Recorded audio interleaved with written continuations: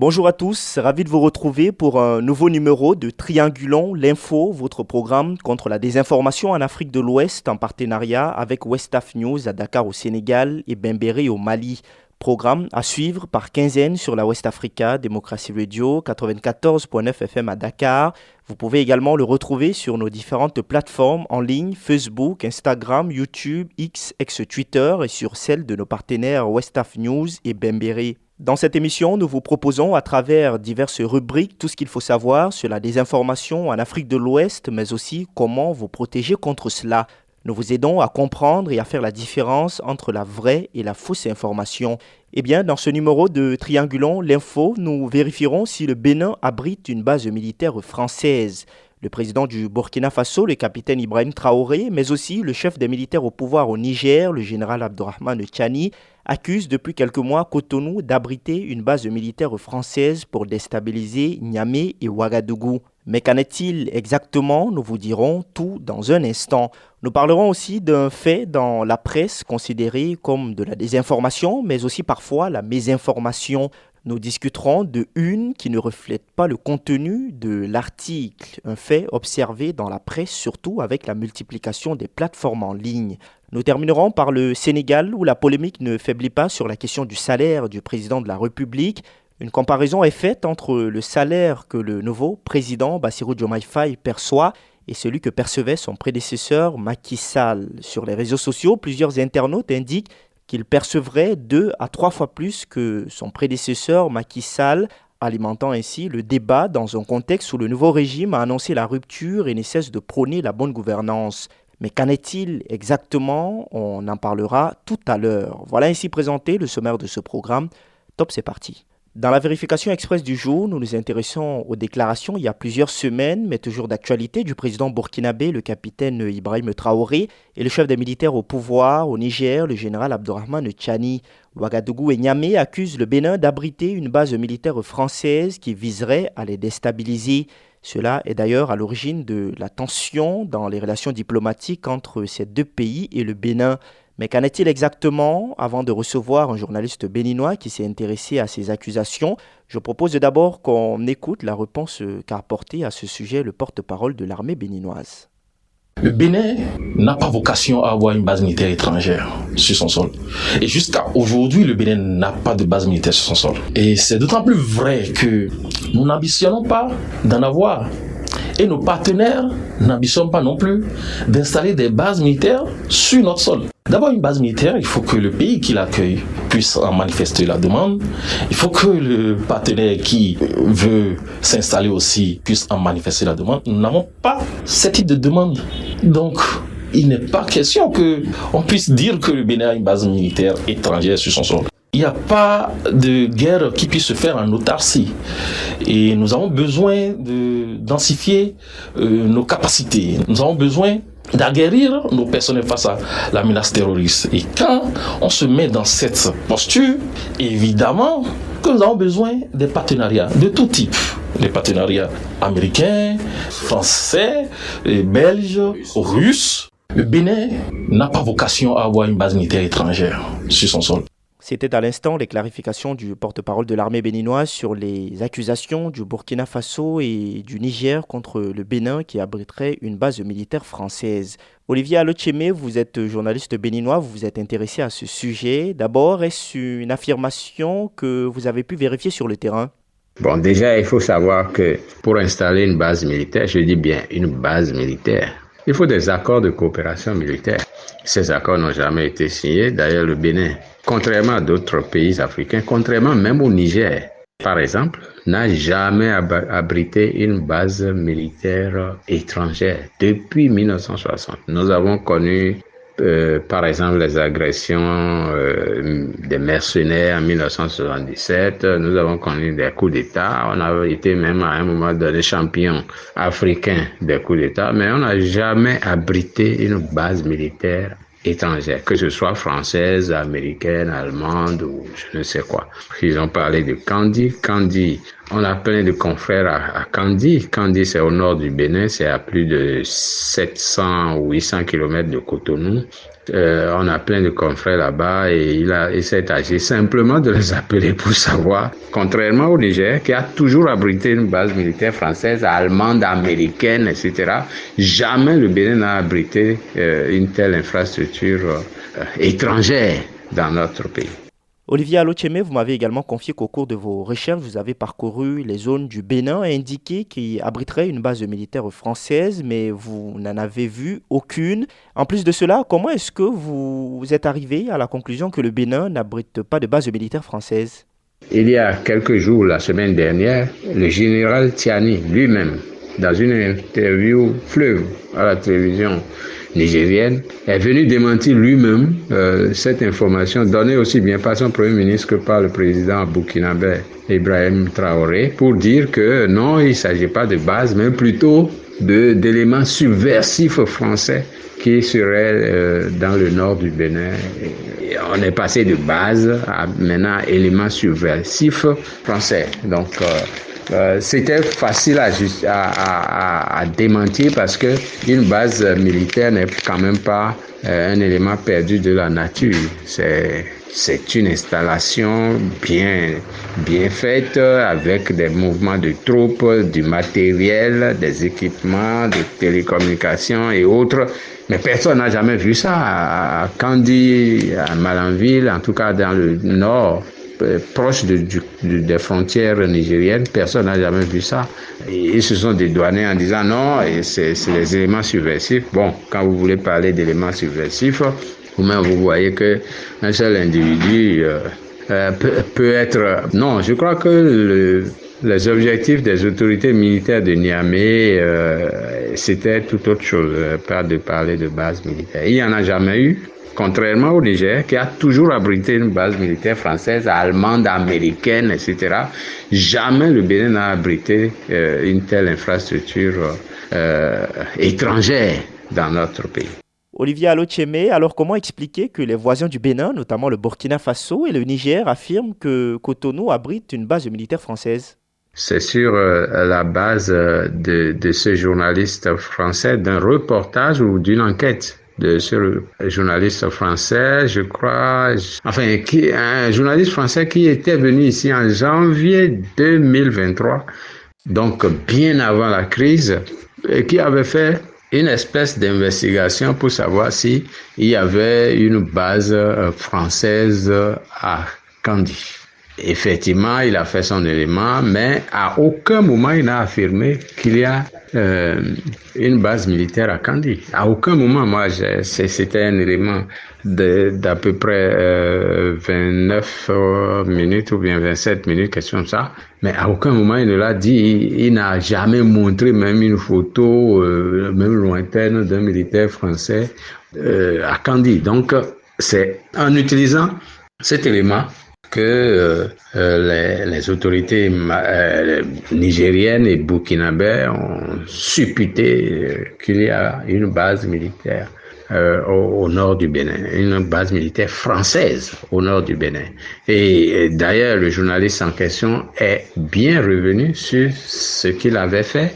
Il a même dénoncé sur Twitter l'utilisation qui a été faite de son élément qui a été tourné bien avant et qui n'a montré à aucun moment l'existence d'une base militaire française au Bénin. Tiani, le chef de la junte nigérienne, qui est carrément revenu dire que non, il n'y a pas de base militaire française au Bénin, mais qu'il y a des éléments subversifs français. Bon, vous comprenez que c'est un revirement de position qui n'honore pas du tout les autorités nigériennes. Merci à vous, Olivier Alocheme. Je rappelle que vous êtes journaliste béninois. Vous vous êtes intéressé aux accusations du Burkina Faso et du Niger contre le Bénin qui abriterait une base militaire française. Vous étiez en ligne avec nous de Cotonou. Merci et à la prochaine. On en vient maintenant à notre rubrique décryptage et dans ce numéro, intéressons-nous à un fait dans la presse considéré par les professionnels comme de la désinformation, mais aussi parfois la mésinformation. Il s'agit des unes d'informations qui ne reflètent souvent pas le contenu de l'article proposé sur la question. Cela s'observe de plus en plus, surtout depuis la multiplication des plateformes d'information en ligne. Un fait qui pourrait s'expliquer par la course au clic. Pour en discuter, en ligne avec moi, Mamadou Thior, journaliste sénégalais, président du Conseil pour l'observation des règles d'éthique et de déontologie dans les médias au Sénégal. En ligne également, Faïdi Dramé, journaliste coordonnateur de la plateforme d'information en ligne Westaf News à Dakar au Sénégal. Westaf News, pour rappel, un partenaire de ce programme de lutte contre la désinformation en Afrique de l'Ouest. D'abord, Mamadou Thior, vous qui êtes également un doyen de la presse au Sénégal, des unes qui ne reflètent souvent pas le contenu de l'article, est-ce que vous en rencontrez très souvent? Pour ce qui est de ce genre de comportement, la prolifération des plateformes numériques ont amené certains professionnels à se départir de leur professionnalisme en mettant en avant le gain qu'ils peuvent tirer du plus grand nombre de visites ou du plus grand nombre de clics.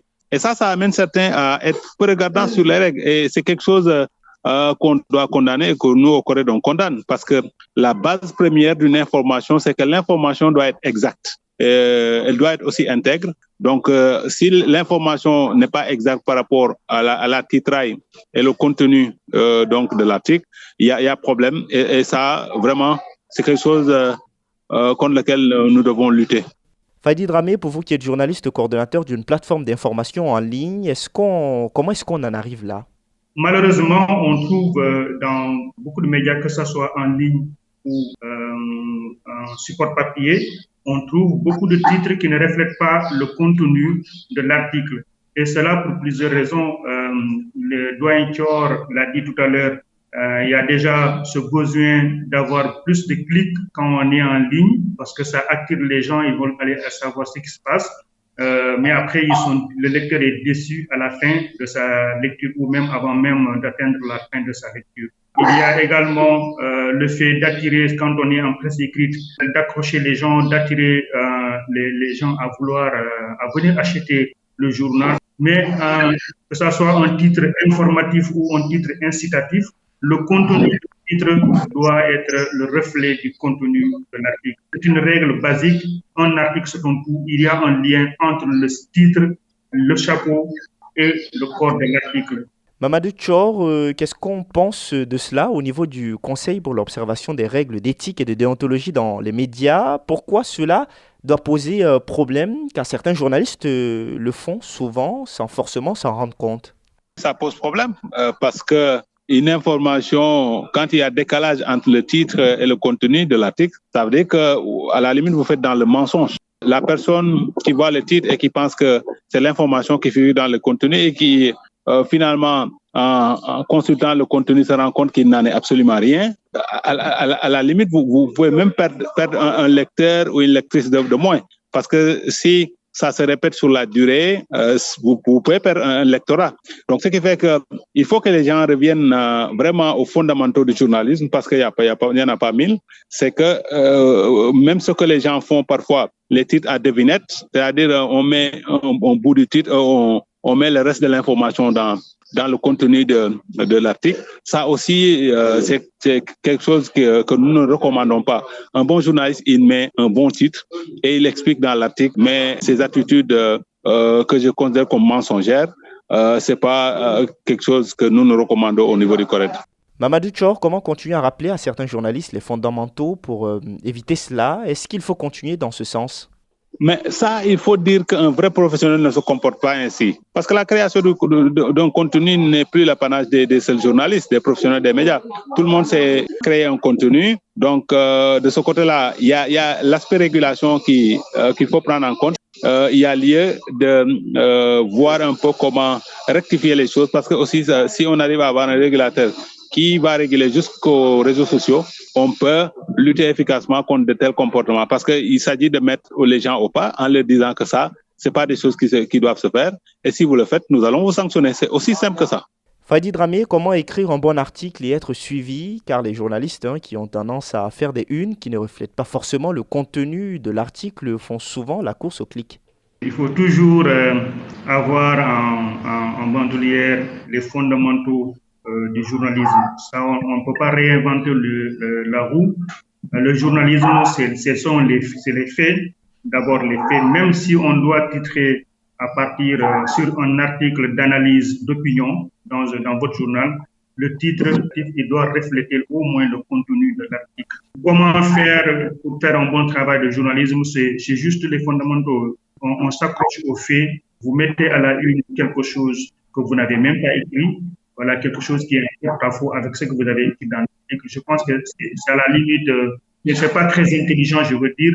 On s'accroche aux faits, on reste aux faits. On ne mélange pas, on ne doit pas mélanger les articles factuels, les papiers factuels et les papiers d'opinion. En journalisme, on a deux genres fondamentaux, en tout cas deux catégories de genres. Il y a les papiers d'opinion et les papiers factuels. Alors, quand on fait du factuel, on est sur le factuel. Quand on fait de l'opinion, on doit être dans l'opinion. On doit distinguer, séparer les deux. Et ça, c'est la première chose qui nous permet de ne pas titrer ce qu'on veut, alors qu'on n'a pas le contenu du papier ne renvoie pas au titre, ou le titre ne renvoie pas au contenu du papier. Donc, c'est le premier critère qu'il faut observer. Quand on est sur le factuel, on reste sur le factuel. Quand on est dans les opinions, on est dans les opinions. On évite de pouvoir titrer ou de donner des contenus qui vont dans tous les sens. Fadi Dramé, à quel point cela peut être dangereux? Si vous titrez chaque fois, alors que vos titres ne reflètent pas le contenu de vos articles, à un moment donné, comme le disait tout à l'heure Doyen Thior, le lecteur, il est souvent amené à ne plus revenir sur votre site ou bien à ne pas payer votre journal. Ça, c'est le premier danger et on n'existe que quand on est lu. Un journaliste n'existe que quand si c'est la télé, quand il est regardé, quand il est suivi, quand c'est la radio, quand il est écouté. Donc, si on perd sur son public, on n'a plus la raison, il n'y a plus de raison d'exister. Ça, c'est le risque principal qu'il y a dedans. Et l'autre chose aussi, c'est que ça vous met dans l'insécurité. Mamadou Thior, comment régler définitivement cette question? Mais c'est les tenir pour responsables de leurs écrits. Hein. C'est aussi simple. Et je pense que si on a un nouveau régulateur, parce que le CNRA, comme n'a pas cette compétence-là, et un nouveau régulateur doit remplacer le CNRA peut-être d'ici la fin de l'année ou courant 2025, on peut faire comme nos amis en Côte d'Ivoire, parce que en Côte d'Ivoire, le régulateur a réglé ce problème-là de la crédibilité de l'information. Parce que, comme le disait Faïdi, quand on continue sur ce terrain-là, c'est même notre crédibilité en tant que professionnel de médias qui est en jeu. Parce que vous avez vu comment le public nous défie au jour le jour, parce qu'aujourd'hui, on ne nous pardonne pas la moindre erreur. Et si on doit rajouter un peu par rapport à cette façon de traiter l'information, ça veut dire qu'on n'est pas sorti de l'auberge. Mais je pense que sensibilisation, certes, mais il faut sortir le bâton. Parce que les gens qui le font sciemment, il y en a beaucoup qui le font sciemment pour en tirer profit. Et ces gens qui le font sciemment, il faut les tenir pour responsables de leur comportement en les sanctionnant lourdement, comme le régulateur ivoirien le fait. Toute information que vous publiez sur votre site ou sur votre autre plateforme, mais vous êtes tenu pour responsable de la véracité des informations que vous véhiculez. Si elles sont fausses ou tendancieuses ou mensongères, vous êtes tenu pour responsable de ça et vous êtes sanctionné en conséquence. Merci à vous, messieurs. Mamadou Thior, vous étiez en ligne avec nous. Je rappelle que vous êtes journaliste sénégalais, président du Conseil pour l'observation des règles d'éthique et de déontologie dans les médias au Sénégal. En ligne également avec nous, Fadi Dramé. Je rappelle que vous êtes journaliste coordonnateur de la plateforme d'information en ligne Westaf News à Dakar au Sénégal. Westaf News, pour rappel, est partenaire de ce programme de lutte contre la désinformation en Afrique de l'Ouest. Merci Fadi Dramé. Nous en venons à la dernière partie de ce programme, la rubrique Fact-Checking. Nous nous intéressons dans ce numéro à cette polémique au Sénégal autour du salaire du président de la République, Bassirou Diomaye Faye, comparé à celui de son prédécesseur Macky Sall. Un salaire qui serait 2 voire 3 fois plus élevé que celui de son prédécesseur, selon des informations partagées depuis plusieurs jours sur les réseaux sociaux. Cela intervient dans un contexte où le nouveau régime prône rupture et bonne gouvernance. Mais qu'en est-il exactement? Pour en parler avec moi, en ligne, Ndeifatou Djeri Diagne, journaliste au quotidien national sénégalais Le Soleil. Ndeifatou, vous avez enquêté sur cette question du salaire du président sénégalais Bassirou Diomaye Faye et celui de son prédécesseur Macky Sall. D'abord, Ndeifatou, d'où est partie cette polémique? Alors, tout est parti de la déclaration de patrimoine qui a été publiée dans le journal officiel. Donc, l'information a très vite circulé. Donc, il faisait mention plutôt du salaire de l'actuel président de la République, Bassirou Diomaye Faye. Donc, lorsque les internautes ont vu cette information, donc certains se sont empressés d'avancer que l'ancien président Macky Sall avait 700 et quelques mille francs CFA, voilà, et qu'ils ont sorti l'information d'un site qui n'est pas du tout crédible. Et puis, un média très populaire ici au Sénégal, la TFM, le journaliste a avancé que Macky Sall avait moins de 800 000 francs, voilà, et que Diomaye a pratiquement le triple de son salaire. Maintenant, là aussi, l'Infox, parce que c'est une Infox, a encore beaucoup plus d'ampleur parce que ça a été véhiculé dans une télévision nationale. Maintenant, après ça aussi, il y a eu un quotidien, Le Peuple, qui n'est peut-être pas trop suivi, qui n'est pas trop lu, mais quand même qui a été pas mal repris au niveau des médias et au niveau aussi des réseaux sociaux, parce qu'il faisait aussi mention du salaire de l'ancien président, qui était de moins de 800 000, comme je l'ai dit tout à l'heure. Donc, je peux dire que ce sont les deux grands médias qui ont porté cette infox.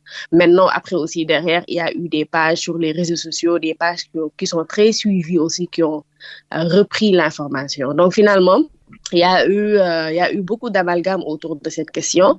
Et à un moment donné, beaucoup de gens ont cru à cette infox parce qu'en réalité, il n'y avait pas de démenti là-dessus. Et les autorités n'en ont pas parlé. L'ancien président Macky Sall, on sait tous qu'il ne peut pas être joignable pour en parler. Aussi, du moment que ça arrange aussi ceux qui sont dans son camp, donc l'infox les arrange un peu, donc ils n'ont pas réagi et ils ont laissé circuler l'information. Alors, quelle démarche avez-vous menée pour vérifier cette information ? C'est un peu compliqué de traiter ça au Sénégal parce que l'actuel président a eu vraiment la transparence de publier son salaire, mais ce n'était pas le cas pour les présidents, les anciens régimes.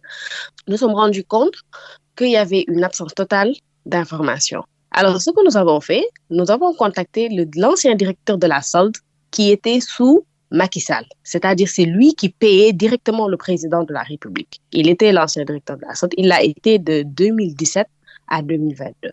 Donc, il est très au fait du salaire du président. Il a un peu hésité pour en parler parce que, comme je l'ai dit tout à l'heure, la question du salaire est quand même, c'est très compliqué au Sénégal.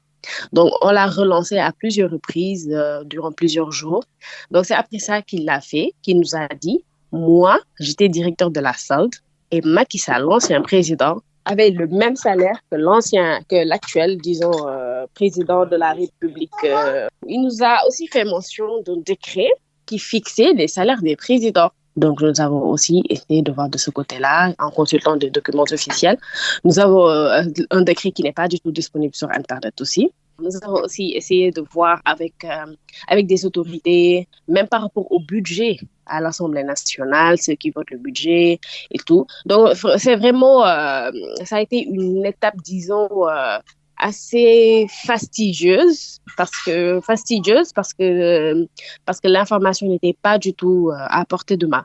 Donc, il fallait se poser beaucoup de questions. Il fallait aussi éplucher beaucoup de documentation et aussi des documents qui ne sont pas du tout disponibles.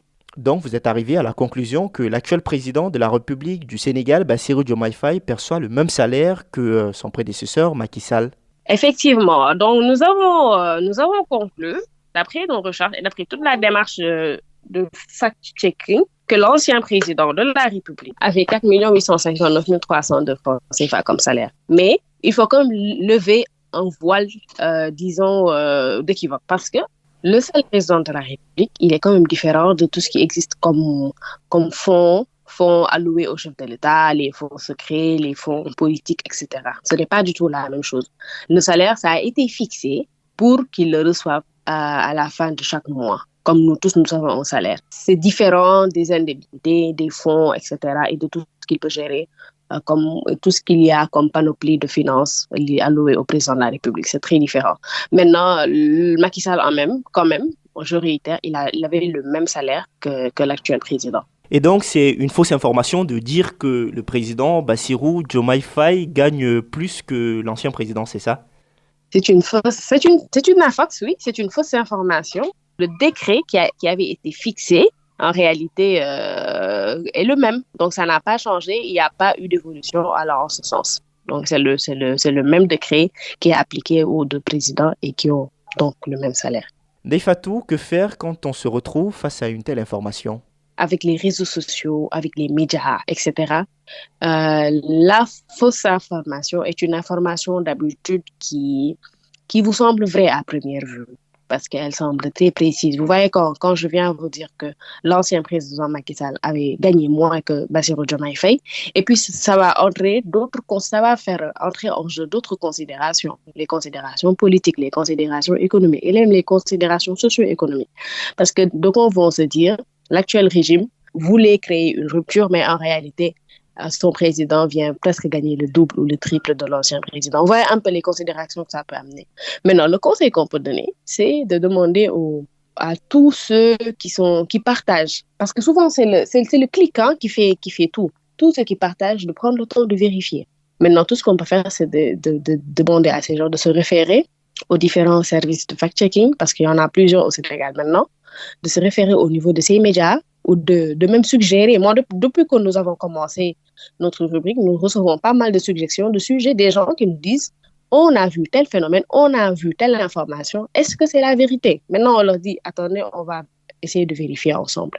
Donc, nous allons juste demander à tout le monde de se référer au service de fact-checkers ou à des fact-checkers, parce que maintenant, c'est une communauté qui s'agrandit. Et puis maintenant, l'autre conseil également, c'est de ne pas toujours partager certaines informations, de prendre le temps quand même de vérifier. Même une petite vérification pour vous permettre d'être assez dubitatif pour ne pas partager très rapidement. Merci à vous, Ndeye Fatou Djerry Diagne. Vous étiez en ligne avec nous. Je rappelle que vous êtes journaliste au quotidien national sénégalais de Soleil. Et nous arrivons donc au terme de ce numéro de votre émission Triangulons l'info, programme contre la désinformation en Afrique de l'Ouest en partenariat avec West Af News à Dakar au Sénégal et Bembéré au Mali. Émission à suivre par quinzaine sur la West Africa Démocratie Radio, 94.9 FM à Dakar. Vous pouvez également retrouver ce programme sur nos différentes plateformes en ligne, Facebook, Instagram, YouTube, X, ex-Twitter et sur celle de nos partenaires West Af News et Bembéré. Triangulons l'info, c'est une analyse, une vérification approfondie des sujets d'actualité, mais aussi une tribune de partage d'expériences sur la lutte contre la désinformation avec nos partenaires West Af News et Bembéré, mais aussi des experts et des acteurs au cœur de la lutte contre la désinformation. Merci à tous nos invités, merci également à vous tous de nous avoir suivis. Je vous donne rendez-vous dans 15 jours pour un nouveau numéro de votre émission Triangulons l'info. Et d'ici à là, portez-vous bien.